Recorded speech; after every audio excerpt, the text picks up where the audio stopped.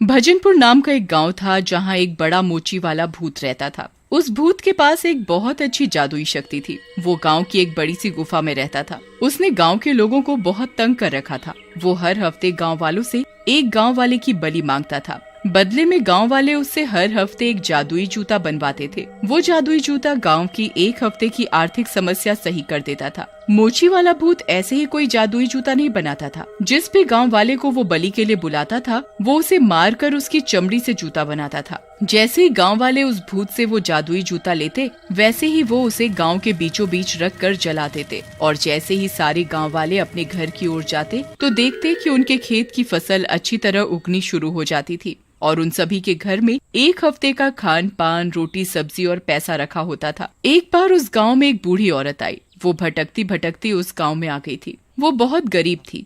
उसके पास रहने के लिए ना तो घर था ना जमीन। वो गांव के कुएं के पास जाकर बैठ गई। तभी वहां पर एक औरत पानी भरने के लिए आई। क्या हुआ अम्मा, यहाँ परेशान क्यों बैठी हो? अरे बेटी, मैं भटकती भटकती इस गाँव में आ पहुँची हूँ और मेरे पास रहने के लिए घर नहीं है। क्यों अम्मा, तुम्हारा कोई बेटा या बेटी नहीं है क्या जो यहाँ अकेले बैठी हो? मेरे बेटे ने मुझसे सारी जायदाद छीनकर मुझे घर से बाहर निकाल दिया और वो मेरा इकलौता बेटा था। अरे रे रे रे रे, हे भगवान, ऐसा बेटा किसी को न देना। अब मैं क्या करूँ, कहाँ जाऊँ, मुझे कुछ समझ नहीं आ रहा। अरे अम्मा, इसमें सोचना क्या, आप हमारे गांव के सरपंच से जाके मिल आओ। वो दिल के बहुत अच्छे हैं, आपकी इस समस्या का हल जरूर निकाल लेंगे। चलिए, मैं आपको अपने साथ उनकी हवेली ले जाती हूँ। हाँ बेटा, ले चल मुझे उनकी हवेली। अब तो वही एक आखिरी रास्ता है मेरे पास। फिर वो औरत उस बूढ़ी औरत का हाथ पकड़कर सरपंच की हवेली पहुँच जाती है। सरपंच जी, सरपंच जी, जरा इस बूढ़ी औरत की परेशानी सुन लीजिए। अरे बेटी, आ रहे हैं। निक रुको तो सही। हाँ, अब बोलो कि इस बूढ़ी औरत की परेशानी सुनूं। सरपंच जी, मेरी परेशानी सुनिए। मेरे पास रहने को घर नहीं है, खाने के लिए खाना नहीं है, एक आना पैसा भी नहीं है। आप ही बताइए क्या करूं मैं? अच्छा, ठीक है, मैं समझ गया आपकी परेशानी। अब तो एक सुझाव है। क्या सुझाव? आपको हमारे साथ एक गुफा में चलना होगा। वहाँ पर एक मोची वाला भूत रहता है जो जूता बनाता है। इस हफ्ते आप वो जूता ले लेना और उसे गांव के बीचों बीच रख कर जला देना। फिर आपको आपका घर मिल जाएगा बिना मेहनत किए। अच्छा, ठीक है, मैं समझ गई। मैं ये काम करने के लिए तैयार हूँ। अगले हफ्ते सरपंच और सारे गांव वाले उस बूढ़ी औरत को और अपने साथ एक गांव वाला बलि के लिए गुफा के अंदर ले जाते हैं। आ गए मेरी बलि लेकर। अब की बार थोड़ा हट्टा कट्टा सा लाए हो ना, पता है ना? अच्छी बलि, उतने अच्छे से समस्या भी हल होगी गांव की। हाँ, आपके लिए अब की बार अच्छी बलि लाए हैं। अब की बार वो जादुई जूता इस बूढ़ी औरत के हाथ में दे दीजिएगा। अच्छा, ठीक है, अब लाओ मेरी बलि। गांव वाले एक मोटे से आदमी को गुफा में मोची वाले भूत के पास भेज देते हैं। बूढ़ी औरत को ये सब कुछ समझ नहीं आता, इसलिए वो इस बारे में सरपंच जी से बात करती है। सरपंच जी, मुझे ये सब कुछ समझ नहीं आ रहा। आप सभी गांव वाले इस आदमी को अकेले गुफा के अंदर क्यों भेज रहे हैं? अरे अम्मा जी, ये जाएगा तभी तो जादुई जूता मिलेगा। अच्छा आओ, रहने दीजिए, अभी आपको कुछ समझ नहीं आएगा। अब तो आप इसी गांव में रहेंगी ना, फिर धीरे धीरे पता चल जाएगा। तब तो वो बूढ़ी औरत चुप हो जाती है। फिर अगले दिन वो देखती है कि उसके घर के बाहर दो आदमी उस मोची वाले भूत की बातें कर रहे हैं, इसलिए वो चुपचाप घर के अंदर छिपकर उनकी बातें सुन रही होती है। अरे भाई, उस मोची वाले भूत की वजह से एक समस्या और खड़ी हो गई। क्या भाई, कौन सी समस्या? मुझे तो कोई समस्या नहीं है। अरे भाई लोग, तुमने देखा नहीं कैसे वो भूत एक एक करके हर हफ्ते एक गांव वाले की बलि ले लेता है। गांव की कितनी आबादी तो कम हो चुकी है। हाँ भाई, इस समस्या पर तो मैंने ध्यान ही नहीं दिया। और ऊपर से जिस गांव वाले की बलि लगती होगी, उस गांव वाले के घर वाले उसके लिए कितना परेशान हो जाते होंगे। हाँ भाई, सही कहा। अच्छा, मैं क्या कहता हूँ, चलो सरपंच जी से इस बारे में बात करते हैं। हाँ भाई, सही कह रहे हो, चलो चलते हैं। और वो दोनों गांव वाले सरपंच के घर की ओर निकल जाते हैं। बूढ़ी औरत को सब कुछ समझ आ जाता है। हे भगवान, ये लोग हर हफ्ते एक गांव वाले की बलि चढ़ाते हैं, और वो भी एक जादुई जूते के लिए। अगर इन्हें कोई न मिला तो एक दिन ये मुझे बलि के लिए भेज देंगे। अब मैं क्या करूं? फिर वो बूढ़ी औरत उन गांव वालों के पीछे पीछे उनकी और सरपंच की बातें छिपकर सुनने जाती है। वो बूढ़ी औरत एक दीवार के पीछे छिप जाती है और उन सब की बात सुन रही होती है। गांव वाले सरपंच को सारी समस्या बता देते हैं। अच्छा, ये बात है, मैं समझ गया। बात तो सोचने वाली है और इसका हल भी मैं जल्द ही निकाल लूंगा। हाँ सरपंच जी, हर हफ्ते अगर हम बलि के लिए एक गांव वाला भेजते रहेंगे, ऐसे पूरा गांव ही खाली हो जाएगा। हाँ, बलि भेजना भी मुसीबत है, और अगर जादुई जूता नहीं मिला तो भी मुश्किल। अच्छा, एक काम करते हैं, हम उस गांव वाले को बलि के लिए भेजा करेंगे बेरोजगार हो, जो कोई काम न करता हो और जो घर में अकेला रहता हो, उसका कोई परिवार वाला ना हो। ऐसी तो सिर्फ एक गांव वाली है। कौन? अरे वो ही सरपंच जी, वो जो नई नई आई है गांव में, वो बूढ़ी औरत। हाँ, वो भी सही है, अगले हफ्ते उसे ही भेजेंगे बलि के लिए। ये सब सुनकर वो बूढ़ी औरत बहुत घबरा जाती है। हे भगवान, अब मैं क्या करूं? मुझे तो कोई बचाने वाला भी नहीं है।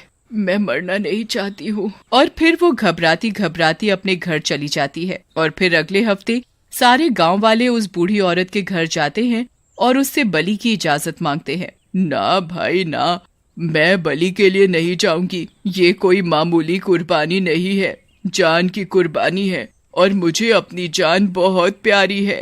अच्छा होगा, आप हमारे साथ चुपचाप चल लें, नहीं तो हम आपको जबरदस्ती लेके जाएंगे।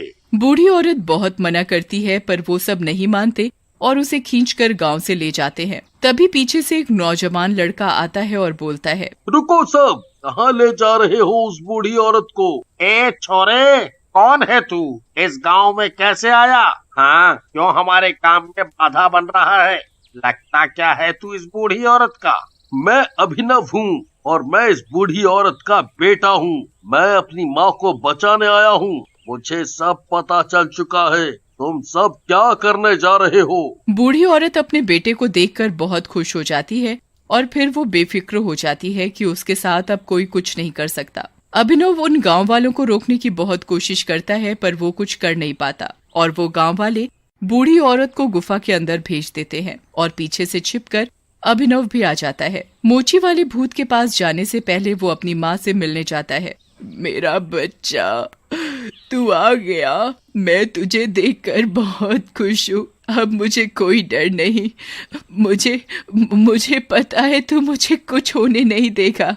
हाँ माँ, मैं आ गया हूँ। मैं तेरी ममता समझ चुका हूँ। अपना पछतावा करने के लिए और तुझसे माफी मांगने के लिए मैं यहाँ आया था, तो मुझे तेरी बलि के बारे में पता चला। अब मैं तुझे कुछ नहीं होने दूंगा।